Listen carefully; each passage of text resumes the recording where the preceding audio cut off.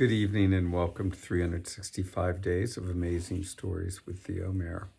Here we are on day 182, and I'm going to begin the story of Aladdin and the Wondrous lamp. Now, all of you have probably heard the story of Aladdin and the lamp.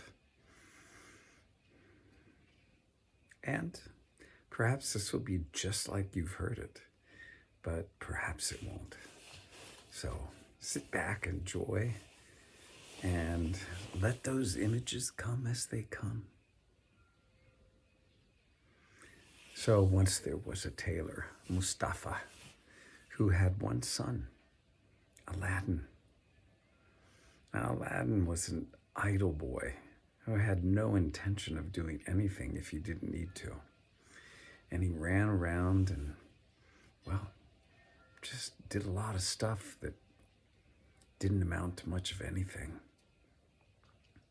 This troubled his father greatly, for he had wished so much that Aladdin would take over his business as a tailor and would prosper and, well, would be motivated to make a good life for himself and to take care of his parents as they got older. But Aladdin wished for none of this, and it so grieved his father that his father died. Now Aladdin continued in his ways, idling about with other boys who were idle as well. He was like a street kid, and he'd run around and, basically create problems here and there for himself and others. Well, it just so happened that one day, as he was off in the street, a tall man came up to him and asked him if he was the son of Mustafa, the tailor. Aladdin answered that yes, indeed he was, but that his father had been dead for a very long time. And this man said, "Oh my God, is that so? I'm so sorry to hear this. For I am his brother, and I am your uncle."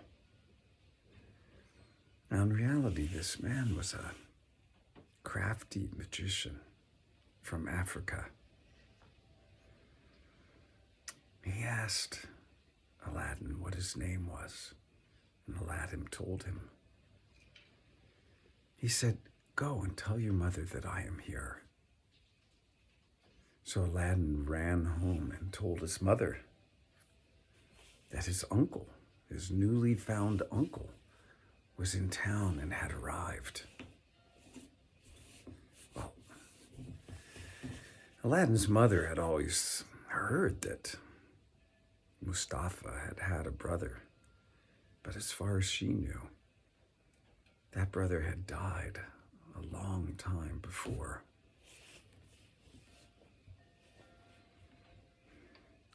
Nonetheless, she prepared supper for them, and she had Aladdin go fetch this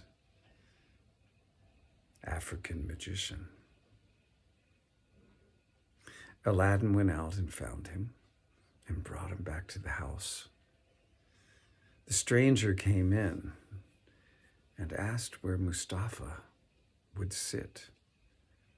And there he kissed the seat where Mustafa used to sit, tears even coming to his eyes.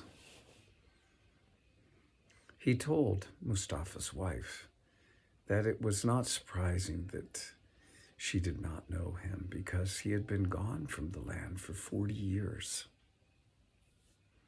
They sat and ate together, and as they did, the stranger asked, "Aladdin, what trade are you taking up?" Aladdin hung his head and said nothing, and Mustafa's wife burst into tears. We'll stop the story there. Find out what happens next.